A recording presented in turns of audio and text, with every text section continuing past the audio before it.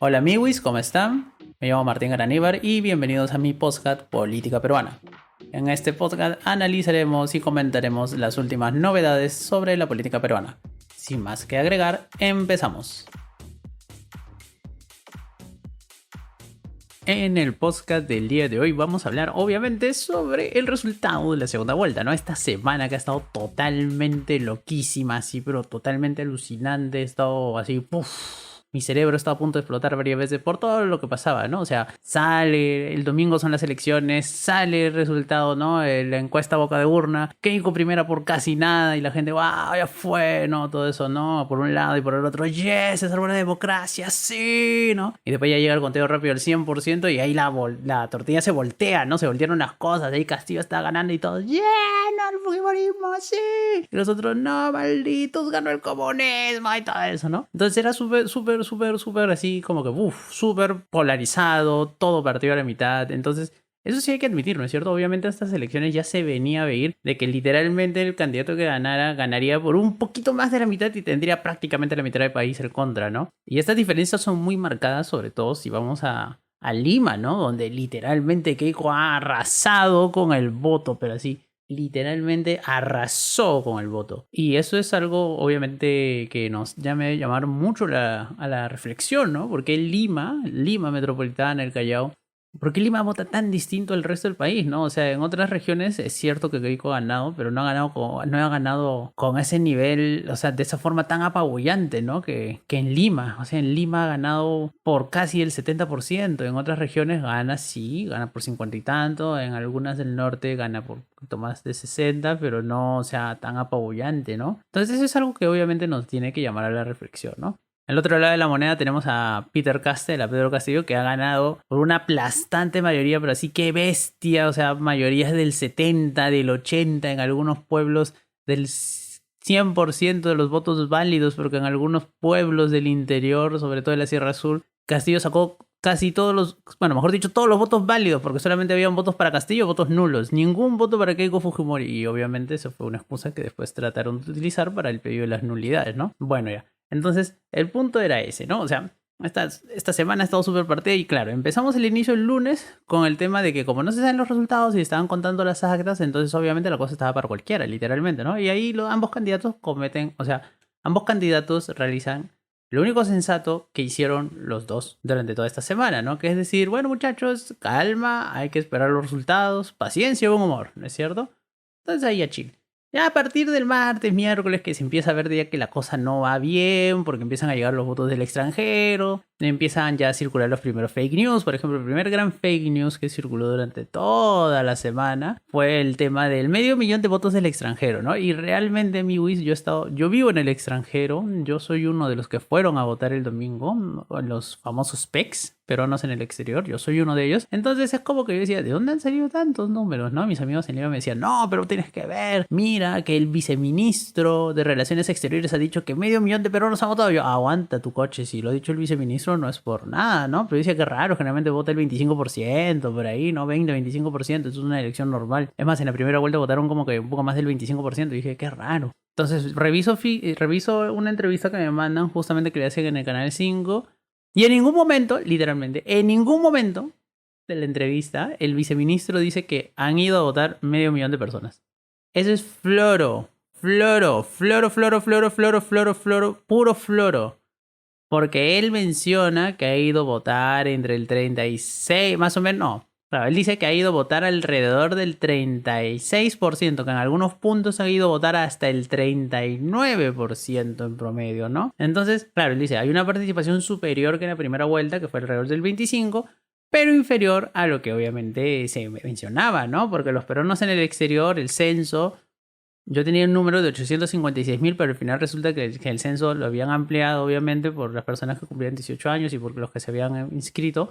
Entonces es como que al final salía de que el censo electoral de los peruanos que votan en el exterior era de 940.000 personas, ¿no? Ese era el censo, o sea, los peruanos habilitados para votar en el exterior. Entonces uno dice, bueno, ya, pues, ¿no? Claro, hay casi 1 millón de personas, eso significaría si el millón van a votar. Y una cosa, amiguis, por si acá, el voto para los peruanos que vivimos en el extranjero sigue siendo obligatorio, o sea, tenemos la obligación legal de ir a votar. La diferencia es que no pagamos multa, o sea, Si nosotros no vamos a votar, no hay multa que pagar. Y como muchos ya habían acá muchísimo tiempo, es como que dicen, bueno, ya, o sea, voy a votar si puedo y si no puedo no voy a votar, ¿no? Y eso fue lo que pasó, ¿no? Votó mucha más gente que en la primera vuelta, sí. Insuficiente para darle el resultado. Y aparte Keiko no sacó los resultados que esperaba.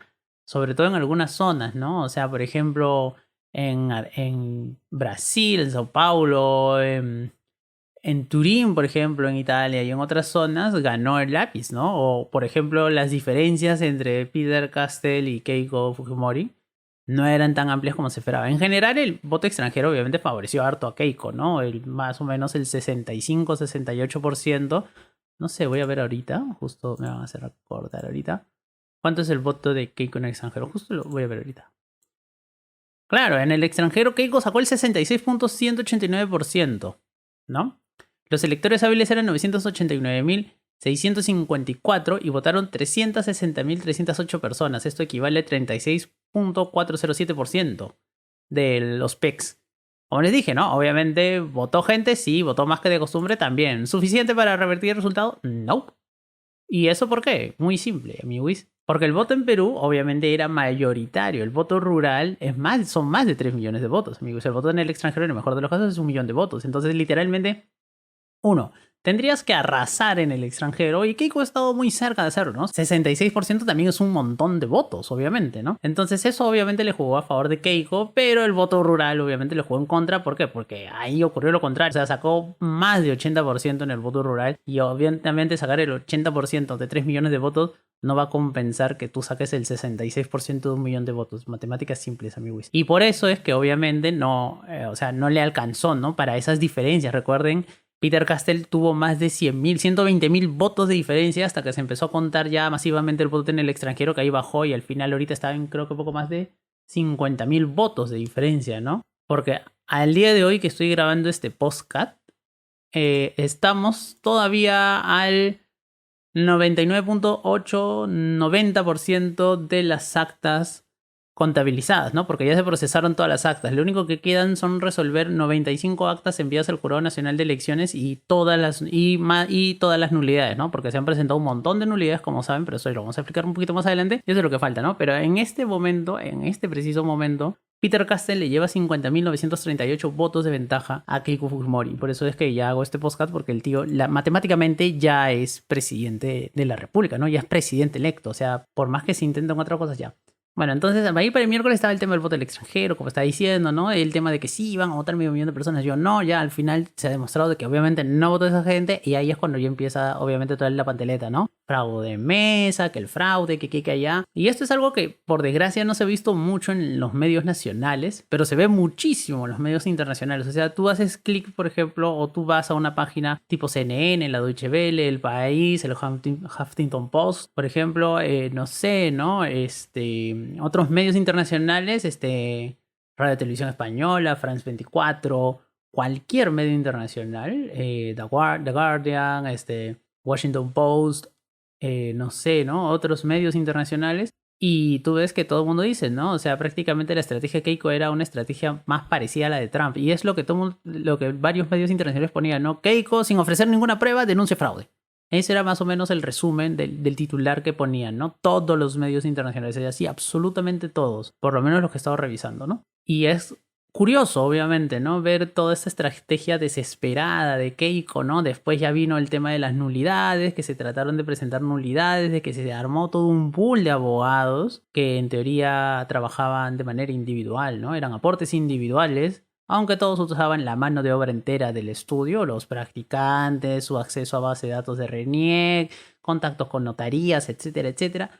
Y obviamente lo que buscaron hacer es simplemente, no es impugnar, por si acá, ni siquiera es impugnar, porque la impugnación, por ejemplo, se realiza en el momento del escrutinio. O sea, cuando tú vas a votar, hay los personeros, y si el personero ve algo medio raro, ahí él dice, yo no estoy de acuerdo con este voto, quiero impugnar este votito, ¿no? Porque la X está mal marcada, porque no marca una X, porque está fuera de recuadro, bla, bla, bla, ¿no? Cualquier cosa. Entonces, en ese es el único momento en el que se impugna el voto, porque los votos en el Perú se destruyen, no puedes ver los votos, lo que ves son las actas, y eso está colgado en la página de la OMP. Ya bueno, la cosa es que los estudios de abogados no buscaban impugnar votos, buscaban la nulidad de mesas enteras de votación, o sea, querían eliminar votos que ya están contabilizados, ¿no? El cálculo inicial era que querían eliminar 820 mesas para con ello anular 200.000 votos. Y obviamente con esa, si anulas esos votos, que en su gran mayoría son, bueno, casi todos eran a favor de Pedro Castillo, obviamente ibas a obtener un resultado favorable, ¿no? Y eso fue lo que trataron de hacer, ¿no? Otra cosa es que después ya estos abogados obviamente trataron de volverse expertos en derecho electoral en 48 horas y obviamente no les salió bien. Presentaron demandas fuera de plazo, se olvidaron de adjuntar la tasa, que ese es un error básico. Para mí ahí el practicante celebro anónimo. Bien hecho, chicos. Y al final de todo eso, obviamente logran presentar todas las nulidades, ¿no? Se logran presentar todas las solicitudes de nulidades. Se presentaron 958 solicitudes en nulidades por ambos partidos, o sea, tanto Fuerza Popular como Perú Libre presentaron, ¿no? De hecho, al final, claro, al día de hoy, por ejemplo, que estaba viendo temprano, a esto de las 11 de la mañana, o sea, hace unas horas, estaba viendo y ya de estas 958 habían 267 rechazadas y 691 pendientes. Sé que hoy día el Jurado Nacional y el Jurado, no, perdón, el Jurado Electoral Especial de Lima Centro, donde se concentran varias, está viendo el tema de las nulidades de los votos del extranjero, por ejemplo, que son 128 actas que fueron presentadas, ojo, por Perú Libre, o sea, no se vengan con cositas. Y nada, ¿no? Eso es lo que vamos a ver ahora, ¿no? O sea, es para ver qué cosas hay, ¿no? La gran mayoría de las nulidades son de Perú Libre, ¿no? Pero Fuerza Popular también ha presentado unas cuantas. 4 en Argentina, 6 en Chile y la única mesa de Egipto, por ejemplo. No sé por qué han agarrado esas mesas, pero en fin. Bueno, y la cosa es que obviamente se tienen que resolver no las actas que están siendo observadas por el jurado, porque las actas que están siendo observadas por el jurado son pocas en realidad. De hecho, es lo único que falta contabilizar, porque ya están procesadas. Lo único que falta es que se contabilicen, que el jurado resuelva las impugnaciones o las observaciones que hayan ahí y listo, ¿no? Porque las actas que se piden nulidad, recuerden que ya son actas contabilizadas, eso ya está dentro de la diferencia, ¿no? Pero obviamente están rechazando la gran mayoría. Ya, por ejemplo, en algunos jurados electorales especiales, como el de Tacna, por ejemplo, las 20 y tantas que le presentaron ya las rechazó toditas. Entonces es como que ya obviamente, claro, hay jurados electorales especiales que tienen un mayor volumen, obviamente, respecto a las nulidades y se van a demorar un poco más en resolver. Pero esto para la próxima semana ya debería estar resuelto y deberíamos tener ya para la próxima semana al presidente electo, ¿no? O sea, que ya proclamen oficialmente a Pedro Castillo como presidente electo para el periodo 2021-2026. Y obviamente esto nos deja también un montón de cosas, ¿no? De sinsabores durante esta semana, ¿no? Todo ese proceso de polarización, todas estas teorías de fake news, estos vídeos en los que uno buscaba, ¿no?, el acta y decían, oye, mira, aquí dice que solamente que Fuerza Popular sacó 0 votos en un colegio electoral en Lima, ¿no? El Politécnico de Mujeres, no me acuerdo cómo se llama. Y decían, sí, miren, eso es 0 votos, pero el acta ahí dice que hay 130 y tantos para Fuerza Popular, eso es un fraude, maldito, desgraciados, todo eso, ¿no? Y al final, ¿qué pasaba? De que en esa mesa habían votado 80 y tantas personas y obviamente no podían haber 100 votos a favor de una organización política. Y ahí simplemente los jurados electorales se remiten a la ley electoral que dice que cuando pasan esas cosas, lo que se hace es declarar que se anulan todos esos votos y se pone que esa agrupación política sacó 0 votos. ¿Qué es lo que pasó? De hecho, amigos, cuando vayan a la OMP y vean eso, abajito ahí sale la resolución. Pues, o sea, dale clic, brother, no cuesta nada, ¿no? Lees la resolución y ya está. Ahí te sale todo con los fundamentos, ¿no? O sea, no es algo literalmente del otro mundo. No hay que preocuparse tanto, ¿no? Otro punto súper importante también son no solamente los niveles de fake news, sino que también Keiko, por enésima vez, ya este es el colmo, ha vuelto a demostrar que los compromisos que ella firma no valen nada. O sea, ella agarró la semana pasada en pompa con Vargas Llosa de garante y toda esta onda, firma su compromiso democrático, aceptar los resultados, etcétera, etcétera. Ya. Y obviamente ni una semana y los incumplió, ¿no? Le llegó altamente cumplir su compromiso electoral y ya no respeta nada, ¿no? Y está pidiendo nulidades. Una cosa es que tú impugnes, otra cosa es que pidas revisión, obviamente, de actas, ¿no? Que está en tu derecho. Podría solicitar también unas nulidades, porque de hecho el estándar dice de que más o menos se anulen 300 actas, ¿no? O sea, por proceso electoral, ¿no? O sea, no es raro que se anule. O no es raro que se observe 1200 actas, es lo normal, ¿no? O sea, está dentro del estándar de periodo electoral. Pero que pidas la nulidad de más de 800 mesas, o sea, ya eso sí eso es pendejo, pues, o sea, no te pases tampoco, ¿no? O sea, Eso ya es obviamente actuar de mala fe, ¿no? Obviamente tienes todo el derecho, hay el derecho de acción que tú tienes y puedes solicitar la nulidad de mesas porque obviamente en algunas siempre se comete pendejadas en todos lados, entonces no sería raro encontrar eso, ¿no? O sea, el promedio justo que estaba revisando el tema de electorales que estén 30, 40 más o menos mesas que se declaran, que se anulan por pendejadas. Y es lo usual, ¿no? Es lo que siempre pasa en una elección. Siempre alguien se quiere dar de vivo y obviamente al final termina cagando toda la gente que de buena fe ha votado en esa mesa, ¿no? Pero bueno, pero que tú pillas 800 ya eso es mala fe, ¿no? Mala fe procesal, una muy mala fe, obviamente. Querer bajarte a propósito mesas en lugares donde tú sabes que has perdido con Roche simplemente para ganar una elección en mesa, no, pues eso no se hace, obviamente, ¿no? Pésimamente asesorada Keiko y también demuestra que es otra vez una pésima perdedora, ¿no? A nadie le gusta perder, menos 3 elecciones seguidas, pero bueno, Keiko, en serio, consejo de pata, bueno, ni tan pata porque yo soy antifujimorista, pero en fin, un consejo, acepta perder, ¿no? Obviamente. Ya fue, Keiko. O sea, no deberías dilatar más estos procesos. ¿Por qué? Porque la gente dice, ay, pero ¿qué tanto te importa? Si obviamente, si al final, si todo está ok, a Castillo lo van a proclamar presidente igual, obviamente, y asumir el 28. Sí, pero algo muy importante que se olvidan, amiguis, mucha gente que se olvida de esto, es que mientras más dilates el proceso, más se demora la proclamación, obviamente, de Castillo como presidente. Y hasta que no ocurra la proclamación de Pedro Castillo como presidente de la República, no se puede instalar algo que es súper básico, sobre todo para los que han trabajado alguna vez en el Estado, saben. Hasta que no haya la proclamación, no se pueden instalar formalmente las comisiones de transferencia. Estas comisiones de transferencia es el ejecutivo saliente, le muestra cómo está la cosa al ejecutivo entrante. Y ahí es cuando tú vas a ver realmente qué posición va a tomar Castillo, ¿no? Porque él tiene que nombrar una comisión de transferencia, ¿no? Tiene que ver quién va a ser el encargado, por ejemplo, de temas de salud, de tema de economía, de tema de infraestructura, de tema de medio ambiente, de tema de justicia, etcétera, etcétera, ¿no? Tiene que nombrar encargados y ahí tú vas a ver a quién designa. Y esa gente, los que Castillo designe, son los que van a llevar a cabo estas transferencias y son los que van a entrar en contacto de primera mano con las cosas que posiblemente haga el ejecutivo de Castillo en el futuro, ¿no? Entonces es súper importante porque mucha gente también no cree nada en Castillo. Yo también soy muy escéptico respecto a Castillo porque dicen, no, es un títere de Cerrón, todo esto, lo otro. Pero cuando se instale esa comisión es cuando vamos a ver realmente si Castillo es el que manda o es Cerrón, ¿no? Entonces es súper importante eso que ocurra cuanto antes, ¿no? Porque se vea de una vez y que se aclaren para que las cosas estén claras. Porque obviamente si Castillo hubiera sido el coco como lo venden y todas estas cosas, obviamente el dólar se habría disparado, ¿no? Estaríamos hablando de un dólar de más de 4 soles, ¿no? O sea, un dólar ya tirando más para los 4.50 o quién sabe, ¿no? Si Castillo realmente fuera el demonio comunista que lo han vendido, ¿no? La Castillo es de izquierda, obviamente, ¿no? O eso sí, lo deja bien claro el tío, ¿no? Pero tampoco es que sea el cuco comunista, no es un Hugo Chávez. O todavía no lo demuestra, ¿no? No lo sé en realidad. Pero yo prefiero darle a él el beneficio de la duda porque por lo menos él sí se ha ganado ese beneficio de la duda, a diferencia de Keiko.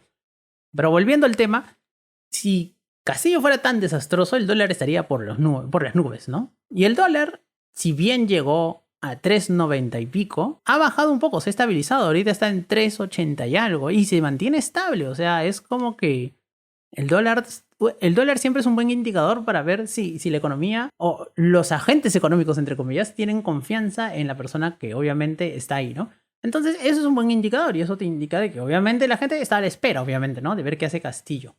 Y eso es algo importante, ¿no? Esta semana, por eso digo, ha sido súper trágica, súper intensa también en varias cosas. Por ejemplo, ayer, ¿no? O sea, cuando se vestió esto de los plazos y se dieron cuenta de que en realidad solamente, ¿cuántas eran al final? 165 actas habían sido, o sea, 165 nulidades habían sido presentadas en forma y plazo correcto y que obviamente ese resultado no iba a hacer que varíe la diferencia que tiene Castillo a favor de Keiko. Es como que la gente empezó a pitear, todo esto. Fuerza Popular formalmente le solicita al Jurado Nacional de Elecciones de que amplíe el plazo y la ampliación del plazo en un primer momento el jurado se la da. Esta información salió ayer temprano en la mañana y obviamente eso incendió la pradera, ¿no? Castillo se puso súper achorado, se anunciaban marchas de regiones del país que iban a venir a Lima, hay gente que se fue a marchar frente al jurado. Ya la cosa estaba muy tensa, ¿no? La gente ya denunciaba, oye, no, esto es una pendejada, todo esto aquí y allá. Y bueno, y al final, ¿qué hizo el jurado? Dio marcha atrás, ¿no? Por 3-1, son 4 los miembros del jurado, decidieron dejar sin efecto la ampliación de plazo, ¿no? Entonces las cosas siguen así, por eso es que ya uno está hablando ahora ya que matemáticamente Peter Gastel es el presidente, ¿no?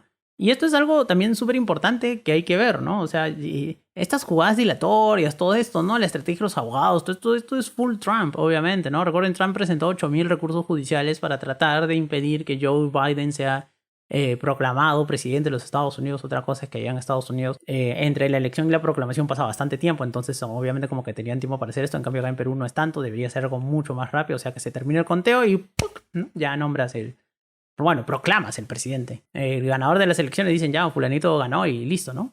Entonces, obviamente eso es algo súper importante, esto es una estrategia totalmente, la gente ya está súper achorada, están súper, obviamente, de ambos bandos, por si acá, de ambos bandos, o sea, esto no es cosa de tirarle barro solo a los fujimoristas y a la gente Peter Castle, ay, todos son paz y amor, no, también esa gente súper achorada, porque esos huevones también, al inicio de la semana, recuerden, también gritaban fraude, fraude, fraude, fraude, fraude, y eso no se hace, pues, causa, eso no se hace, o sea, hay que esperar las cosas que no pan del cúnico y al final ¿qué sale? Salen los resultados oficiales, la verdadera voluntad popular. ¿Y cuál es esa? Que por estrecho margen Peter Castell sea presidente, obviamente, ¿no? Entonces, obviamente hay que ver estas cosas bien con calma.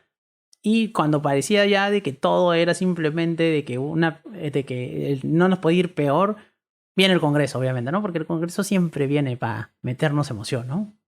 Por no decir otras cosas, pero el Congreso siempre viene a meter emoción y obviamente el Congreso empezó a hacer de las suyas, que quiso aprobar un montón de reformas constitucionales ahora en la tercera legislatura, porque la próxima semana empieza el monstruo ese que llaman cuarta legislatura ordinaria, y obviamente trataron de aprobar un montón de cosas, ¿no? ¿Qué cosas trataron de aprobar? Por ejemplo, modificación de los requisitos de la cuestión de confianza, la bicameralidad, una convocatoria de asamblea constituyente y la reelección de autoridades regionales y municipales, ¿no?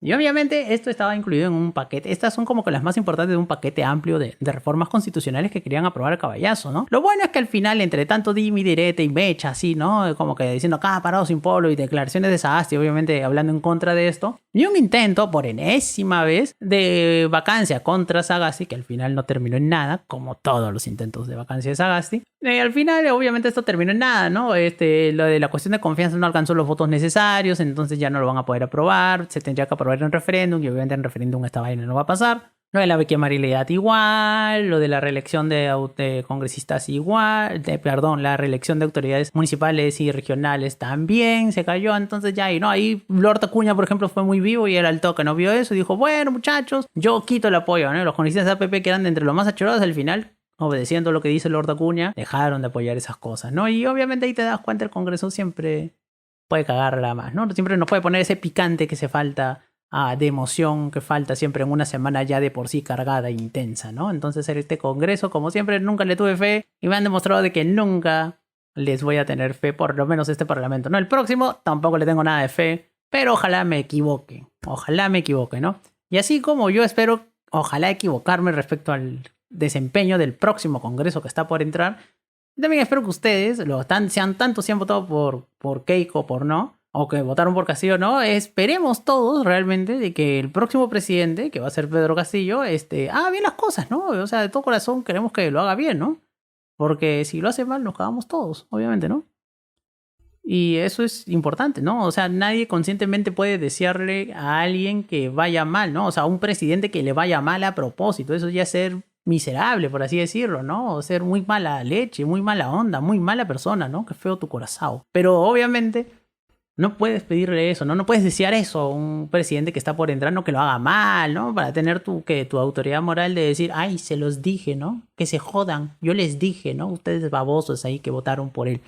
No, pues así no es eso, ¿no? Obviamente, ¿no? Si hubiera ganado Keiko, yo hubiera dicho lo mismo, ¿no? Ojalá que Keiko me demuestre de que yo estaba equivocado y de que hago un buen gobierno. Pero al parecer por su actuación ha demostrado de que todos los temores que yo tenía respecto a Keiko y que no le creía nada a la perinaca respecto a sus compromisos eran ciertos, ¿no? O sea, por desgracia, confirmo que todos los temores que tenía eran ciertos, ¿no? Digo por desgracia, ¿por qué? Porque no está bien que esté haciendo la pataleta, porque es una pataleta literalmente lo que está haciendo ahora, ¿no? Eso no está bien, no está bien, no. No está bien, ¿no? Debería ella aceptar perder y simplemente irse a su casa y tal vez pensar que en el 2026 podría postular, ¿no? Porque ya sería mucho roche, ¿no? Aunque quién sabe, Lula le hizo la quinta. Entonces, obviamente, dicen el que sigue la consigue, tal vez Keiko puede hacer algo, ¿no? Tal vez sí, tal vez no. Pero veremos, obviamente, ¿no? Y este ha sido, amiguis, el resumen, ¿no? El podcast respecto a esta intensa semana postelectoral. Y a día de hoy, aún no tenemos, oficialmente hablando, un presidente electo, ¿no? Formalmente hablando, no hay un ganador.